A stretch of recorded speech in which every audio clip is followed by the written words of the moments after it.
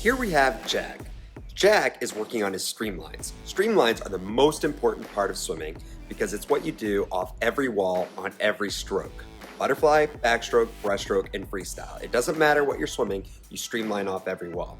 And the reason you do that is because it's also the fastest part of swimming. It's what you do when you push off a wall or dive into the water, which is the fastest you can move under your own power.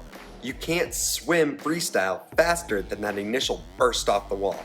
So it's important to take advantage of that by putting your body in a hydrodynamic position called a streamline. That way that speed boost lasts as long as possible. On this one, you can see that his arms are not tightened up behind his head and his eyes are looking forward at his hands. You want your head beneath your arms, and for younger kids, eyes on your toes. Now on this clip, you can see that he's tightened up his streamline considerably. This looks a lot better. However, let's talk about the breakout. As you come out of your streamline, it's important to keep your head down through the breakout. The breakout are those first couple of strokes you take after your streamline. Keep your head down so you don't stop the momentum. Well, Rocketeers, that's all I have for you today. If you're interested in your own private lessons in person or online, then head over to our website. Follow us over on Facebook, Twitter, and Instagram, and support the channel by contributing to our Patreon. Links are in the description below. We give out a t-shirt on each platform every month.